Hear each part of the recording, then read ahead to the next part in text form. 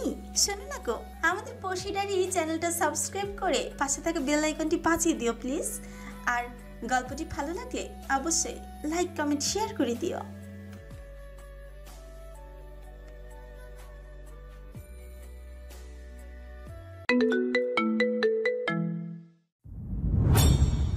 দিদির তীব্র কটাক্ষটা ইয়াসি ভালোই টের পায় আর উপলব্ধিও করে বিষয়টা। আসলেই তো ফিহা বিদেশ থাকলেও তো মাসে মাস শেষে বিশাল অঙ্কের টাকা পাঠানো হচ্ছে বিলাসপূর্ণ জীবনের জন্য। তাহলে একা থাকলেই বা কিসের কষ্ট ভোগ করছে সে? বরঞ্চ খুশি হওয়ার কথা যে স্বাধীনভাবে চলতে ফিরতে পারছে সে, যা খুশি তাই করতে পারছে। জবাবে দিদি থেকে তখন কিছুই না বললেও ইয়াসিফি কিন্তু যা করার করণীয় ছিল তা করতে এক মুহূর্ত ভাবিনি। গাজীপুর ফিরে বাবা আর দাদাকে সাফ সাফ সিদ্ধান্তে জানিয়ে দিয়েছিল, এক পয়সা কেউ পিয়াকে দেবেন না আপনারা। মন্ত্রীর নাতনি হোক আর যাই হোক, নিজের ভরণ পোষণ ওকে নিজেই বহন করতে হবে। অড জব করেই নিজের থাকা খাওয়ার ব্যবস্থা করে নেব। জবাবে মাহতাব শেখ চুপ থাকলেও তার সিদ্ধান্তের প্রতিবাদ জানিয়েছিল জায়েদ সাহেব। তাতে ইয়াসিফ আরো ভয়ঙ্কর জেদি গলায় বলেছিল, তুমি তাহলে এই বাড়ি ত্যাগ করবে? চুরি করো, যদি ওকে কেউ টাকা পাঠায় তার সঙ্গে আমি বিনা বাক্যের সম্পর্ক ত্যাগ করব এবং অবশ্যই আমি এই ব্যাপারে খোঁজ রাখবো। মেনে নিতে বাধ্য হয়েছিল তাই মাহতাব শেখ। তিনি তো মূলত ফিয়াকে শাস্তি নামে বিদেশে পাঠাতে বাধ্য হয়েছিলেন নফিলের আক্রোশ আর ক্রোধ থেকে বাঁচানোর জন্য। ফিহা আর খুশির কর্মকাণ্ডে তিনি প্রকাশ্যে ক্ষিপ্ত আচরণ দেখালো আদপে সন্তুষ্টি হয়েছিলেন। দিদিকে তো তিনি শুরু থেকে গ্রহণ করেনি। কোনো এক সময় ওকে নফিলের জীবন থেকে বের করতেনি তিনি, এমন প্রতিজ্ঞা মনে মনে করেছিলেন তিনি। আর তার স্ত্রী জান্নাতি বেগম আর খুশি বেগম তো ছিলেন সৎ ছেলের স্ত্রী। সেই নারী তার আদরের নাতির ক্ষতি করে এসেছে চিরটাকাল, তাই তাকে সর্বোচ্চ শাস্তি দিতে কার্পণ্য করেনি একদম। ওইদিকে দিদির ক্ষতি সাধনের জন্য ফিহা যা করেছিল তাতে তার কোনো আপত্তি না থাকলেও তার শান্ত আর ধীর স্বভাবের নাতির শীতল চোখ ফিহার জন্য ভয়ানক ক্রোধ দেখতে পেয়েছিলেন। দিদিকে হারানোর চোখ কোনো রকমে সামলে নিলেও নফিল যে পুনরায় জ্বলে উঠেছিল ফিহার দুঃসাহস দেখে তা বাড়ির সকলের নজরেই পড়েছিল। তাই যত দ্রুত সম্ভব মাহতাব শেখ ফিহাকে স্টুডেন্ট ভিসায় কানাডা পাঠিয়ে দেন। তখন চাইলো আর নফিল কিছু করতে পারেনি ফিহাকে, আর কিছু করতে পারেনি বিদায় ক্ষোভটা জমা হয় ওর তৌসিফ ইয়াসিফের প্রতি। মারিহামের বিষয়টা থেকেও বেশি রাগ চেপে যায় নফিলের এই কারণেই, কেননা সরাসরি না হলেও পরোক্ষভাবেই তো ফিয়াকে শাস্তি পাওয়া থেকে বাঁচিয়ে দিয়েছে ওরা। কাটায় কাটায় যখন ঠিক 9টা নফিলের থেকে তখনই ফোন কল পেয়েছে দিদিতে। পাশের ফ্ল্যাটে দরজায় নক করে তাই দাঁড়িয়ে এখন সে। দরজাটা খুলতে একদম সময় লাগলো না। সালোয়ার কামিজ পরিহিত একটি মেয়ে হাসি মুখে ওকে ভেতরে আসার আমন্ত্রণ জানাচ্ছে। যতটা বিরক্ত আর ক্ষোভ নিয়ে দাঁড়িয়েছিল দিদি, মেয়েটাকে দেখা পরে এক লহমায় সে দূর হয়ে একরাশ বিস্ময় খেলে গেল ওর মনে। ফ্রিকুচকে ফেলে অজান্তেই মালিকানা সূচক কণ্ঠে প্রশ্ন করে বসল, আমি Mithila Hasan, interior designer. Sir তো বেডরুমে, আমি ডাইনিং রুমে ছিলাম, তাই আমি ডোর ওপেন করলাম। ভেতরে আসুন প্লিজ। খটকা নিয়ে দিদি ঘরে এলো মিথিলার সঙ্গে। ড্রয়িং রুমে এসে জিজ্ঞেস করলো তাকে, আপনার সহকারীরা কোথায়? আপনি একাই নাকি? হ্যাঁ, ইনডোর প্ল্যান্টের বিষয়ে কথা বলার জন্য স্যার ডেকেছিলেন। এত সকালে? আসলে স্যারের আজ স্বাধীনের এইটুকু সময়ই নাকি কথা বলার মতো সময় আছে, তাই সকালবেলাতেই চলে আসা। হাসি মুখ করেই বলে গেল মিথিলা। তাতে এত বেশি হাসতে দেখে ভেতরে ভেতরে বিরক্তি হলো তিথিতে। জিজ্ঞেস করলাম, কথা হয়েছে স্যারের সঙ্গে? হ্যাঁ, আপনি উপরে যান ম্যাডাম, স্যার ওনার ঘরেই আছেন। আর আপনি? স্যার নিচে এলে আমি বিদায় নেব, তাই অপেক্ষা করছি। বুঝলাম না ঠিক। আপনি না বলেন স্যারের সঙ্গে কথা শেষ? হাসি মুখটাতেও মিথিলার বিব্রত ভাব দেখা গেল এই মুহূর্তে। তার মুখপানে তখন দিদির তীক্ষ্ণ দৃষ্টি আটকে আছে। সে দৃষ্টি দেখে কেমন ঘাবড়েও গেল মনে হয় মিথিলা। জবাব দেওয়ার জন্য কথা সাজিয়ে নিয়ে মুখ খোলার পূর্বে সিঁড়ি বেয়ে নেমে এলো নফেল। তুমি তো দেখছি এসে গেছো শরণ, দারুণ পাংচুয়ালিটি, ভালো লাগলো। Thank you sir. মুখে কৃত্রিম হাসি টানলো দিদিতে। নফিল এগিয়ে এলো, মিথিলা বলল, আমি তাহলে এখন আসি স্যার। আরে স্যার ফার বলা বন্ধ করুন তো। ভাবি, ভাই ডাকতে না পারলে কিছুই সম্বোধনের দরকার নাই। লাজুক হেসে মিথিলা দিদির দিকে একবার তাকিয়ে সরেস গলায় বলল, আসলে আপনাকে তো প্রথম থেকেই স্যার বলে আসছি, ভাই ডাকতে তাই আনিজি লাগে। তাহলে যতদিন আনিজি লাগবে ততদিন তুষারকেও বলবেন আমাকে যেন স্যার ডাকে। হাহা শব্দে হেসে ফেল মিথিলা। বরাবরই সে বেশি হাসে, তার হাসিটা চমৎকার। অবশ্য নফিল তার হাসিতে তাল না মেলালেও আন্তরিকতার সঙ্গে তার পরিচয় দিল দিদিকে। শরণ, উনি হচ্ছেন তুষারের ওয়াইফ। ওনার আরেকটা পরিচয় হলো একজন ফ্যান্টাস্টিক ইন্টেরিয়র ডিজাইনার। ও আচ্ছা, দ্বিতীয় পরিচয়টা দিয়েছেন আপু। ভালো লেগেছে আপুর সঙ্গে পরিচিত হয়ে। তুমি আবার আপু বলছো কেন? আমি তো ভাবি ডাকি, শোনেনি? আমি কেন ভাবি ডাকবো স্যার? উনি তো আপনার ফ্রেন্ডের ওয়াইফ, আমার ফ্রেন্ডের তো না। কপট মুচকি হাসিটা ছোটে রেখেই বলল তিথিতি। নফিল স্থির চোখে ওর দিকে তাকালো। মিথিলা পরিস্থিতি বুঝে নফিলের পক্ষ ধরে বলে উঠল, ভাবি, আমি কিন্তু আপনাকে দেখার জন্যই বসেছিলাম। মাশাআল্লাহ, আমি তো চোখ ফেরাতেই পাচ্ছিলাম না। ভীষণ সুন্দর আপনি। আমার কি যে ভালো লাগছে আপনাকে দেখে। দিদিটি ঠিকঠাক প্রতিক্রিয়া দিতে পারলো না তার কথায়। মিথিলা সেই সুযোগ দিল না ওকে। নফিলকে বলল সে, খুব তাড়াতাড়ি আপনাদের দুজনকে ইনভাইট করবো ভাইয়া। প্লিজ সেদিন ব্যস্ততার অজুহাত দেখাবেন না। ভাবিকে নিয়ে অবশ্যই আসতে হবে। ইনশাল্লাহ চেষ্টা করবে, চেষ্টা থাকবে অবশ্যই। আসি তাহলে ভাবি, দেখা হবে আবার ইনশাআল্লাহ। বুঝতে পারছে না তিথিতি প্রতিবাদ জানাবে নাকি ভদ্রতা বজায় রাখতে চুপচাপ থাকবে। কিন্তু চঞ্চলা মিথিলা এবারও ওর প্রতিক্রিয়া দেখার অপেক্ষা না করে নফিলের থেকে বিদায় নিল সে। আসি ভাইয়া, কোনো দরকার হলে কল দিন। নিশ্চয়ই, আমি ড্রাইভারকে বলে দিয়েছি ভাবি পৌঁছে দেবে আপনাকে। এর কোনো দরকার ছিল না। অবশ্যই ছিল, আমার বেস্ট ফ্রেন্ডের আমানত আপনি। দরজা অবধি নফিল এগিয়ে দিল এলো মিথিলাকে। দিদি একই জায়গাতে কঠিন অভিব্যক্তি নিয়ে দাঁড়িয়ে আছে। ফিরে এসে ওকে আদেশ গলায় বলল, নফিল ঘরে আসুন শরণ। আচমকা আপনি সম্বোধনে কিছুটা অবাক হলো। দিদির রাগ আর বিরক্ত প্রকাশে বিলম্ব করল না। আপনি কি বারবার ভুলে যান আমি আপনার এক্স ওয়াইফ? ডিভোর্স হয়েছে আমাদের। হয়েছে নাকি? ফাজলামো বন্ধ করুন আপনি। মোটেই থমকে উঠল দিদিতে। শীতল দৃষ্টিতে নফিল ওর মুখপানে তাকিয়ে থেকে রাজবাড়ি গলায় বলল, এই মুহূর্ত থেকে আপনি আমার গানম্যানের ভূমিকায় আসবেন। আপনার সামনে এখন industrialist and test minister Naufil Sheikh দাঁড়িয়ে। অলরাইট। আকস্মিক থমকে গেল দিদিতে। নফিলের ঠান্ডা স্বরের আদেশ সূচক বাক্য ওকে কি পরিমাণ অপমানিত করলো, কতটা রাগিয়ে দিল তা প্রকাশের সাহসটাও আর হলো না ওর। শুধু অনুগত ভৃত্যের মতো মাথা নাড়িয়ে মৃদু স্বরেই বলল, ইয়েস স্যার। বলেই কঠোর দৃষ্টি নত করে নিল। ওয়েল, গাড়িতে অলরেডি আমার আরেকজন গানম্যান ওয়েট করছে। আপনি রেডি হয়ে সেখানে চলে যান। I am fully prepared sir. আসলেই? কয়েক ঘন্টা আগের মতো দিদিটিকে আগা পাঁচতলা মেপে নিয়ে নফিল নির্বিকার ভাবে বলে, আপনি সাদা পোশাকে থাকলেও আপনার ফর্মাল ড্রেস আপ, গান, হোলস্টার এগুলো খুব সহজেই যে কাউকে বুঝিয়ে দেবে আপনি আমার নিরাপত্তার দায়িত্বে আছেন। আর আমি চাই না আমার দুজন গানম্যানকে খুব সহজেই কেউ চিহ্নিত করে ফেলুক। বোঝাতে পেরেছি? আপনাকে 15 মিনিট সময় দেওয়া হলো রেডি হওয়ার জন্য। গটগটিয়ে নফিল উপরে চলে গেল দিদিটিকে স্ফুতিফুত বানিয়ে। কয়েক মুহূর্তের মধ্যে নফিলের আচমকা পরিবর্তন হজম করতে ওর সময় লাগছে আর কি। কখনো ওর সঙ্গে নফিল এইরকম ফর্মালি সোজা সাপটা হুকুম স্বরে কথা বলতে পারে এমনটা ভাবনার বাইরে ছিল কি না।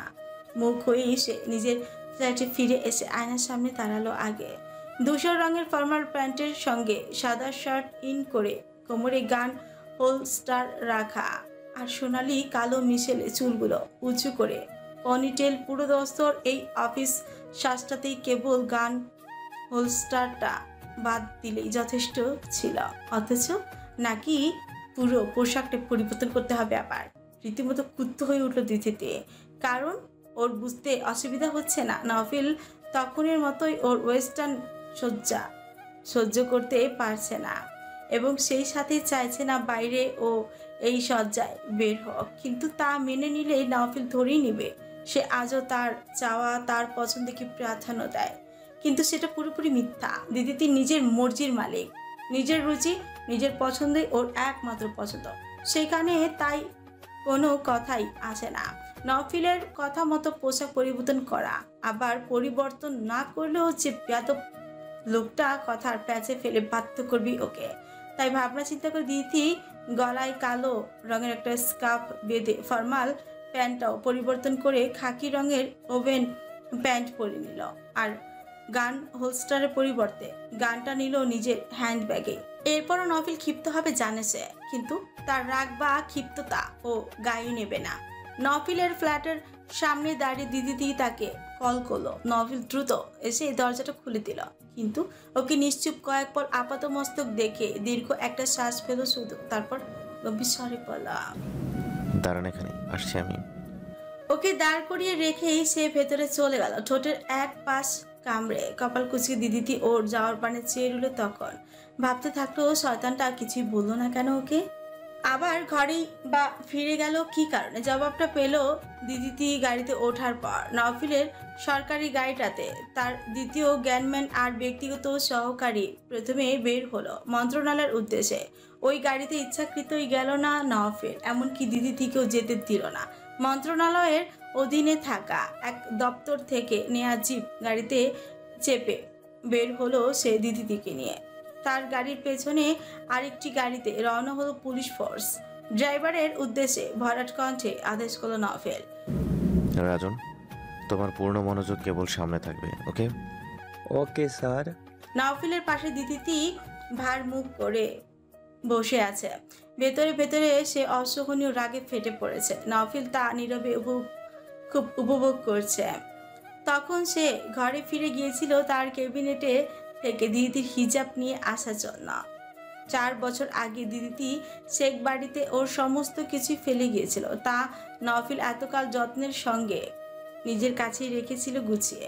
দিদিটিকে নিয়ে যখন সে জিপে ওঠে রাজন নামের ছেলেটিকে, তখন জিপ থেকে নেমে যেতে বলে কিছুক্ষণের জন্য।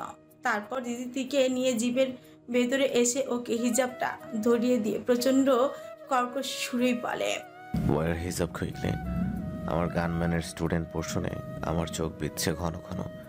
So I feel something else, যেটা ফিল করা এই মুহূর্তে আমার জন্য সমস্যা।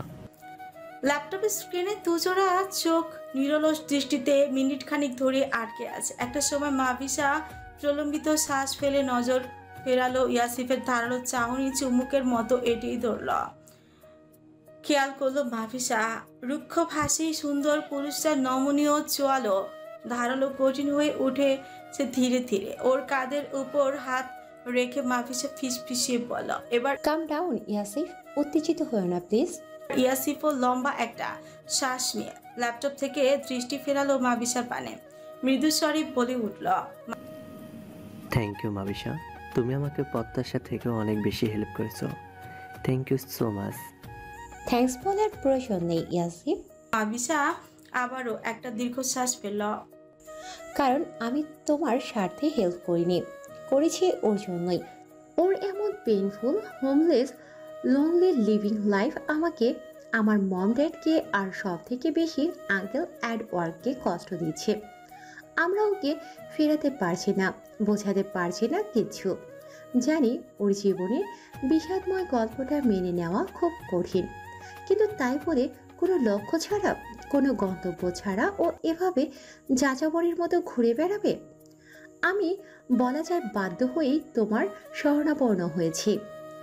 বিনা উত্তরে সোফা ছেড়ে উঠে ইয়াসিফ ফাঁকা কফির মগ দুটো নিয়ে রান্নাঘরে এলো। জিজ্ঞেস করলো মাভিসাকে, আরেক মগ প্রয়োজন তোমার? না। I need a hard drinks, do you need? তুমি নাও, আমার দরকার নেই। মুখটা জলদগম্ভীর ইয়াসিফে, সেখানে মারিহামের জন্য এক ফোঁটাও আবেগের দেখা পেল না মাভিসা। সে বুঝতে পারছে না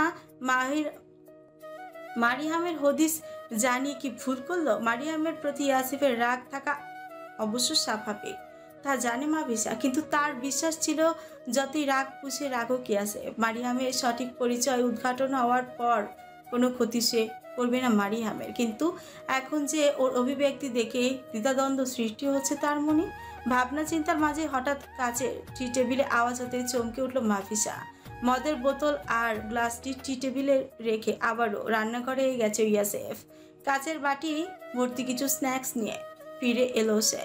বাটিটা দেখে মাফিসা বলল, ড্রিঙ্কসের সঙ্গে স্ন্যাক্স খেলে হজম শক্তি খারাপ হতে পারে আর পেটের অনেক সমস্যাও বাড়তে পারে। তাহলে ওটা তোমার জন্য। বলে ইয়াসিফ গ্লাস ভর্তি মদ ঠেলে সোফায় গা এলিয়ে বলল, তুমি একটু ঘুমিয়ে নাও মাবিশা, জেট ল্যাগ কাটেনি নিশ্চয়ই। না, ঠিকই বলেছ, টায়ার্ড লাগছে খুব। তাহলে তুমি রেস্ট করো, আমি ততক্ষণ আমার কেস স্টাডি করি। জবাবে সৌজন্য হাসি ফিরিয়ে দিয়ে মাভিসা ইয়াসিফের বেডরুমের পাশের রুমটিতে চলে গেল। ওরা এখন চট্টগ্রামের সেই হোটেলের সেই একই সুইটে। 4 বছর আগে এই সুইটে ওরা 3 জন একসঙ্গে কতগুলো সময় কাটিয়েছিল। তারপর মাভিসা বিদায় নিলে ইয়াসিফ আর মারিয়াম টানা 3 মাস এখানে একসঙ্গে থেকেছে। আজ আবার ইয়াসিফের এখানে আসা কেবল মাভিসার জন্য। গত সপ্তাহে হঠাৎ করে মাভিসা ওকে কল করে এবং জানায় সে বাংলাদেশে আসছে, দেখা করবে সে ওর সঙ্গে, আর কিছুদিন থাকবে ওর সঙ্গেই। তাই বাধ্য হয়ে 4 বছর পর অতি পছন্দের এই সুইটে ওঠা ওকে নিয়ে। এই 4 বছরে বহুবার সে মাভিসার থেকে মারিয়ামের হদিস পেতে চেয়েছে, কিন্তু মাভিসা আজকের পূর্বে ওকে একবারও সহায়তা পারেনি। গ্লাসের সরাটুকু এক চুমুকে শেষ করে ফেলল, এক ফোঁটা পানিও মেশায়নি তাতে। গলা বুক জ্বলে ছারকার হয়ে যেতে চাইছে যেন। বোতলটা নিয়ে ড্রয়িং রুম থেকে নিজের ঘরে এসে দরজাটা আটকে দিল। বিছানায় বসে ল্যাপটপটা খুলে নিয়ে মারিয়ামের বর্তমান ছবিগুলো আবারও দেখতে থাকলো নির্নিমেষ। ছবিগুলো তোলা ইস্তানবুল শহরে প্রাণকেন্দ্র গ্র্যান্ড বাজার থেকে। একদম বাঙালি বেশে সেখানে ঘুরছে মারিয়াম। মাবিসার থেকে পাওয়া এই ছবিগুলোর 4 বছরের ব্যবধানে আমূল পরিবর্তন ঘটেছে মারিয়ামের মাঝে। ঘাড় অব্দি ছোট থাকা চুলগুলো পিঠের মাঝে অব্দি নেমেছে তার, আর চোখে কালো চিকন ফ্রেমের চশমা। কিন্তু ওয়েস্টার্ন পরিচ্ছদ বদলে তার পরনে যে ইয়াসিফ কখনো শালীন বেশে সালোয়ার কামিজ দেখবে তা বোধহয় অকল্পনীয় ছিল ওর কাছে। কিন্তু ও বুঝে গেছে এই বেশটা কেবলই মারিয়ামের ছদ্মবেশ। এই মুহূর্তে যে ছবিটা দেখছে ইয়াসিফ, সেখানে মারিয়াম একটা দোকানে দাঁড়িয়ে বই পড়ছে। যতবার সে দেখেছে তাকে ততবারই ওর মানুষপটে ভেসে উঠেছে ফ্লোরেন্স বেশে প্রথমবার দেখা মারিয়ামের আর ওর সঙ্গে কাটানো সেই শেষ রাতটুকু মুহূর্ত। এতগুলো দিন ধরে দমিয়ে রাখা ওর বুকের মাঝের দহন এই মুহূর্তে স্ফুলিঙ্গ হয়ে ছুটে আসতে চাইছে বুক চেপে। নিজেকে নিয়ন্ত্রণ করতে এই মাবিসাকে ঘরে পাঠিয়ে দিতে হলো তখন। বোতলে এক চুমুক দিয়ে ইয়াসিফ চোখ জোড়া বুঝল। অতীতের দিনগুলোকে স্মরণ হতে থাকলো আজ বহুদিন বাদে। আলিয়া মেহজাবিন যে এলিন তা বিশ্বাস করার পরই ইয়াসিফ নিজ তাগিদেই তাকে খুঁজে বের করে মিশনে নেমে পড়েছিল। তখন মারিয়ামের থাকার বন্দোবস্ত চট্টগ্রামের ওই হোটেলেই করেছিল সে। রাত হোক আর দিন, কোনো ক্লুই পেলেই সে মারিয়ামকে সঙ্গে করে বেরিয়ে পড়তো আলিয়ার খোঁজে। ওর তদন্ত অনুযায়ী আলিয়ার শেষ গন্তব্য গাজীপুরে ছিল। তাই মাহতাব শেখ আর তার 2 ছেলের সকল কর্মস্থান আর তাদের বিশ্বস্ত সকল কর্মীদের সন্ধ্যের তালিকায় ফেলে ইয়াসিফ একটা একটা করে সব জায়গায় খুঁজতে আরম্ভ করে আলিয়াকে। এইরকম একদিন মারিয়ামকে নিয়ে ইয়াসিফ কাপাসিয়া উপজেলার এক গ্রামে উদ্দেশ্যে বের হয়। জায়েদ শেখের একজন ব্যক্তিগত সহকারী নিবাস সেখানে। বলা ভালো, লোকটি ওর বাবার ডান হাতও ছিল। কিন্তু গত 2 মাস যাবত তাকে চাকরি থেকে বহিষ্কার করেন জায়েদ শেখ। তদন্ত করার পর ইয়াসিফ 80% নিশ্চিত হয়েছে আলিয়ার গুম হওয়ার পেছনে ওর নিজের বাবারই হাত আছে, আর তাকে এ দায়িত্বে একমাত্র মাহতাব শেখ ছাড়া অন্য কেউ দিতে পারে না। জায়েদ সাহেবের ওই বহিষ্কৃত ডান হাতকে ধরতে পারলেই তার পেট থেকে সব খবর বের করা আহামরি কষ্টের। তাই তো ঘন বৃষ্টিকে তোয়াক্কা না করে সে চলে আসে লোকটির গ্রামে। কিন্তু লোকটিকে সেই মুহূর্তে তার বাড়িতে গিয়ে খুঁজে পায় না ওরা। বাড়ির লোকেদের থেকে খোঁজ নিয়ে জানতে পারে তার ঢাকা থেকে ওই রাতে বাড়ি ফেরার কথা। তাই ইয়াসিফ মারিয়ামকে নিয়ে বাজারের মধ্যে গাড়িতে বসে অপেক্ষা করে। বাইরে তখন অবিশ্রান্ত বৃষ্টি। বাজারে সব দোকানপাটি বন্ধ হয়ে যাচ্ছিল, শুধু ভাতের হোটেলগুলো ছাড়া। রাত 11:30টার সময় মারিয়াম হঠাৎ ক্ষুধায় কাতর হয়ে পড়ে। ঘুম কাতরে ইয়াসিফ তখন সিট এলিয়ে দিয়ে ঘুমে কুপকাত। তাকে বিরক্ত চোখে দেখে মারিয়াম একাই গাড়ি থেকে নেমে হোটেলে চলে আসে। একটা মাসে বাঙালি খাবার দাবার এসে ভালোই অভ্যস্ত হয়ে গেছে। 2 প্লেট খিচুড়ি প্যাকেট করে নিয়ে গাড়িতে ফিরতে ফিরতে ভিজে জবজবে হয়ে যায় তার শরীর। ছাতাটা নিয়ে যেতে একদম ভুলে গিয়েছিল সে। ঠিক ওই সময়ে কজন বকাটে ছেলে লোক মারিয়ামকে দূর থেকেই দেখে এগিয়ে আসে গাড়ির কাছে। জানালার কাছ ভেদ করে ভেতরটা দেখা সম্ভব হয় না তাদের। ধারণা করছিল তারা বড় লোকের কোনো মেয়ে একাই গাড়িতে হবে, হয়তো সাথে বড় জোর কোনো ড্রাইভার থাকতে পারে শুধু। তাই দুঃসাহস দেখে জানালা অনবরত টোকা দিতে শুরু করলো। মারিয়াম টুকুটি করে চুপচাপ খেতে খেতে বাইরে লোকগুলোকে লক্ষ্য করতে থাকে। ওইদিকে শব্দে ইয়াসিফের ঘুম ভেঙে গেল। সে বিড়বিড়ে মারিয়ামকে বিশ্রী এক খিস্তি দিয়ে চোখ মেলে তাকায়। অসহ্য, এত শব্দ করে কেন? মারিয়াম ইয়াসিফের প্রশ্নে বিরক্ত নিয়েই ফিরে তাকায়, কিন্তু নিরুত্তর থাকে সে। জানালার বাইরে লোকগুলো ডাকাডাকি আর ধাক্কাধাক্কি বেড়েই গেছে ইতিমধ্যে। ঘুমের রেশ কাটে তখন ইয়াসিফের। চোখ ডলে নিয়ে জানালার 2 ধারে 5-6 জন কাছে গুতুগুতি করতে দেখে যা বোঝার বুঝে না। থমকেশ্বরী মারিয়ামকে জিজ্ঞেস করে, তুমি বাইরে নেমেছিলে?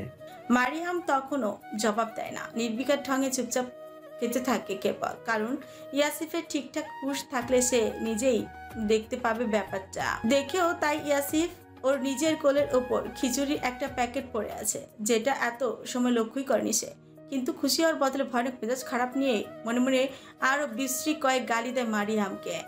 ওর মেজাজের মতিগতি টের পেয়ে মারিয়ামও বলে, আগে খেয়ে নাও, তারপর যা করার করো। তুমি খাও, ঠেসে ঠেসে খাও। প্রচন্ড অয়েলি আর মশলাযুক্ত, নয়তো 2টো প্যাকেটই খাওয়া যেত। তুঙ্গে ওঠা মেজাজ নিয়ে ইয়াসিফ একবার ভাবলেও চুপচাপ গাড়ি টেনে চলে যাবে সামনে। কিন্তু গ্রাম থেকে তো বের হওয়া যাবে না আজ রাতে। বাবার ডান হাতটাকে আজই ধরতে যেতে হবে। আর গ্রামে থেকে বের না হলে এই বকাটিগুলো আবার পেছনে ছাড়বে না। এলাকার এই স্থায়ী মানুষগুলো বেশ সাহসী আর বিপজ্জনক হয়ে থাকে। অতঃপর বাধ্য হয়ে ছাতা নিয়ে নেমে যায় সে বৃষ্টির মাঝে। মারিয়ামের খাওয়া শেষ। সে খাবারের এটো প্যাকেটটা জানালা খুলে বাইরে ফেলতে আবারও বকাটিগুলো নজরে পড়ে। দেখা মাত্র মুচকি হাসে সে। ইয়াসিফ তা দেখে একটা নোংরা বাংলা গালি ছুটতে গিয়েও বহু কষ্টে সংযত করে নেয় আর লোকগুলোর সঙ্গে ঠান্ডা মাথায় কথা বলতে শুরু করে। তারা জিজ্ঞেস করছে ওদের দুজনের পরিচয় কি, সম্পর্ক কি, কোথা থেকে এসেছে, এখানে কেন, গাড়িতে বসে আছে কেন। তারা বেশ অনেকক্ষণ ধরেই নাকি ওদের গাড়িটাকে লক্ষ্য করছিল। ইয়াসিফ তাদের সেসব প্রশ্নের গোছানো উত্তর দিল। তারা যে ঠান্ডা নিয়ে এসেছে তা বুঝতে পেরে আর শান্ত থাকতে পারেনি সে। চাকরি জীবনে সে কত দুর্নীতিবাজ বড় বড় নেতাদেরকে পকেটে খসিয়েছে আর খসিয়ে যাচ্ছে তা হিসেব ছাড়া। আর এই রাস্তার সামান্য বকাটাদের হাত থেকে বাঁচার জন্য নাকি এখন ওকে 50,000 গচ্ছা দিতে হবে। উত্তপ্ত মেজাজ নিয়ে মারিয়ামকে সে ইংরেজিতেই বলে, টাকা বদলে সরাসরি তোমাকে চাইলে সিরিয়াসলি 1 সেকেন্ডও দেরি করতাম না দিয়ে দিতে। মারিয়াম তবুও শান্ত চোখে তাকিয়ে দাঁড়াচ কণ্ঠে বলে ওঠে, তুমি তাহলে সেই প্রস্তাবই রাখো না, আমার আপত্তি নেই। টাকার অনেক দাম, যেটা বাংলাদেশে এসে তা খুব বেশি বুঝতে পারছি আমি। 50,000 টাকা তো কম নয়। জবাবে এবার ইয়াসিফও ওর বিশ্রী একটা গালি জোরেই বলে ওঠে মারিয়ামের উদ্দেশ্যে। তার অর্থ মারিয়াম না বুঝেই পারলেও সামনের বকাটিগুলো শুনেই অবাকই হয়। অমন দুর্দান্ত সুন্দরীকে ইয়াসিফ নির্লজ্জ একটা গালিতে পারল কিভাবে। গালি শুনে মারিয়াম নেমে আসে গাড়ি থেকে। পরনে ওর লাল রঙা ব্লাউজ আর কালো রঙা প্যান্ট ভেজা। ইয়াসিফের ছাতার নিচে এসে আচমকা সেই ইয়াসিফের পকেট থেকে ওর ওয়ালেট বের করে নেয়। তারপর ওর আইডি কার্ডও টেনে বের করে লোকগুলোর চোখের সামনে ধরে। ইয়াসিফ বলে, ওর হাইট রাখার জন্য নিশ্চয়ই চাকরি করছো না? কাজটা একেবারে পছন্দ করলো না ইয়াসিফ। নিজের পরিচয় গোপন সে তো আর এমনি এমনি রাখে না। এমনকি মারিয়ামের কাছে ওর বিশেষ পরিচয় লুকানো। এতটাই রেগে উঠলো সে কাটা এক ঝটকায় মারিয়ামের হাত থেকে কেড়ে নিয়ে সামনের বকাটিগুলোর একজনের গালে আচমকা দানবীয় এক থাপ্পড় মেরে বসল। সেই সাথে অশ্রাব্য কিছু গালিও জুটল তাদের। মূলত মারিয়ামের উপর হওয়ার রাগটাই প্রকাশ করলো সে। লোকগুলো ওর পরিচয় কি তা বোঝার পর হাত জোর করে ওর পা ধরে মিনতি করতে আরম্ভ করে। তাদের মাফ করার বদলে এলোপাতাড়ি কতগুলো কিল থাপ্পড় লাথি কষে, তারপর ক্ষান্ত হয়। ব্যাপারটা হলো ঝিকে মেরে বউকে শাসানোর মতো হলো আর কি কাজটা। মারিয়ামের উপর এমনিতেই তার আগের অপরাধের জন্য রাগ জমা হয়ে আছে, আর সেই রাগ দমিয়ে রাখছে শুধু আলিয়ার হদিস না পাওয়া অবধি। কিন্তু মারিয়ামের আজকে দুঃসাহসিক কর্মটা ধৈর্যের বাঁধ ভেঙে দিল ইয়াসিফের। বকাটিগুলোকে মাত্রাতিরিক্ত মারধরের একটা কারণ যেন মারিয়াম ওর রাগকে জানে এবং ভীতিবোধ করে। বকাটিগুলোকে ছেড়ে দিয়ে রাগের চোটে ছাতাটা ছুঁড়ে ফেলে দিল। বৃষ্টির চোটে ভিজেই গেছে সে, তাই ছাতাটাকেও ওর রাগের শিকার হতে হলো আর কি। মারিয়াম জান পরাণে বিরক্ত দেখিয়ে বলা, আর কি কাজে লাগবে না ওটা, শুধু শুধু ফেলে দিলে? তোমাকেও ওভাবে ছুঁড়ে ফেলে দিতে পারলে প্রচুর আরাম লাগতো। দাঁতে দাঁত চেপে কথাটা বলি এগুলো গাড়ির দিকে। আমাকে তোলার সাথী তোমার আছে? তিরস্কারের সুরে বলতে দেরি শুধু মারিয়ামের, কিন্তু ফিরে এসে তাকে এক কাঁধে তুলে নিতে দেরি হলো না ইয়াসিফের। প্যাসেঞ্জারের সিটে তাকে ঠাস করে বসিয়ে দিয়ে কর্কশ গলায় বলল সে, ওয়েট তোমার আসলে বেশি, কিন্তু আমার থেকে বেশি নয়। মিটমিটিয়ে হাসলো মারিয়াম। ইয়াসিফ ভেবে পায় না মেয়েটা কেন ওকে কোনোভাবে ভয় পেতে চায় না। যা অন্যায় করেছে ওর সঙ্গে, তারপর নির্ভয় ওর সঙ্গে একসাথে নিচে থাকতে বিন্দুমাত্র পরিমাণ ভয় পায় না কখনো। কিন্তু কেন পায় না? হতাশ হয়ে গাড়িতে উঠল। এরপর অনেকটা সময় দুজন নীরব থাকলো। এরই মাঝে ওরা আবারও ফিরে এলো সেই লোকটার বাড়িতে। রাত তখন 12টা। মারিয়াম বলল, আসলে এত রাতে আবার খোঁজ জানতে গেলে তারা তো আমাদের সন্দেহ করবে, আর তোমার ড্যাডির অ্যাসিস্ট্যান্টকেও তো অ্যালার্ট করে দিতে পারে। তাহলে সকালে যেতে হবে। এখন কি ফিরে যাব? কোনো হোটেলে থাকি? আবাসিক হোটেলে পোষাবে না তোমার। যেখানে সেখানে থাকার মতো মানসিক প্রস্তুতি এখনো গড়ে ওঠেনি মারিয়ামের। তাই তো ইয়াসিফকে অপহরণ করেও চড়া দামে বাংলো ভাড়া করে থাকতে কোনো দ্বিধা করেনি। সেই ব্যাপারটা ইয়াসিফ ভালোভাবে মাথায় রেখেছে। তাহলে এই গাড়িতেই রাতটা পার করে দিই, প্রবলেম নেই। প্রবলেম হলেও কিছু করার নেই, পেছনে সিটে গিয়ে শুয়ে পড়তে পারো। তুমি তাহলে অর্ধেক রাত ঘুমাও, আমি জেগে থাকি এখানে। তারপর তোমার ঘুম হলে আমি যাব পেছনে। বাহ, বিবেক কাজ করে তোমার। খোঁচাটা গায়ে নিল না মারিয়াম গাড়ির কাজটা খোঁচাটা গায়ে নিল না মারিয়াম। গাড়িটা কাঁচা রাস্তার এক পাশে আনলো ইয়াসিফ। রাস্তার এক পাশে খোলা মাঠ আর অন্য পাশে শালবন। তবে লোকালয়ের ভেতরে আছে ওরা, তাই ডাকাত পড়ার ভয় নেই অন্তত। গায়ের ভেজা শার্ট আর পরে থাকা সম্ভব হলো না ওর। ঠান্ডা লাগছে বেশ। ওকে শার্ট খুলে ফেলতে দেখে মারিয়ামেরও খেয়াল হলো সে ওর চেয়ে বেশি ভেজা অবস্থায় আছে, তাই সেও খুলে নিল পরে ব্লাউজটা। বাইরে যাতায়াতকালে সে সবসময় স্পোর্টস ব্রা ব্যবহার করে, বিধায় ভেজা জামাটা খুলে ফেলতে কোনো রকমের সংকোচ করলো না। ড্রাইভার সিটে ইয়াসিফ তখন শটান বসে ব্যাক মিররে স্থির চোখে তাকিয়ে। ভেতরে উপসী সত্তাটা মারিয়ামের খামখেয়ালি পড়া নিদ্রা ভেঙে উঠতে চাইছে। ঠোঁট গোল করে লম্বা একটা শ্বাস পেলে ধীর স্বরে মারিয়ামকে বললাম, তুমি পেছনে চলে যাও, গিয়ে ঘুমাও। ব্লাউজটা দিয়ে মাথা মোছায় ব্যস্ত মারিয়াম। ইয়াসিফের কথা জবাব দিল, আমার ঘুম পেলে তোমাকে বলতে হতো না, তাই তুমিই যাও। ওকে। কেমন দুর্বল শোনালো ইয়াসিফের কণ্ঠ। দরজাটা খুলেই উদ্যত হতে মারিয়াম আবার বলে উঠল, ঘুম না এলে কিছুক্ষণ গল্প করি চলো, তোমার ফ্যামিলির ব্যাপারে জানতে ইচ্ছে হচ্ছে আজ। আচ্ছা।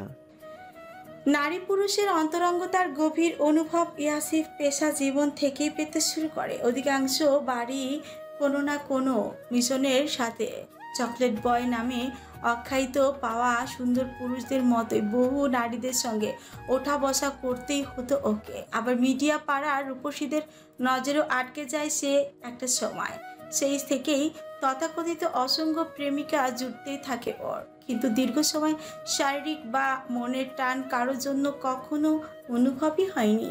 কখনো এই নারী তো কখনো ওই নারী, এমনভাবে সম্পর্কে জড়ানোর জন্যই বিয়ে বা বৈধ রূপে এক নারীর মাঝে আটকে থাকার ব্যাপারও অনীহা চলে আসে। আর মারিয়াম জীবনে আসার পর যে 3টি মাস দুজন নিজেদের উদ্দেশ্যে একত্রে থাকতে শুরু করে, তারপর মারিয়ামের প্রতি নিজের অজান্তে অধিকার ফলানো শুরু করে সে।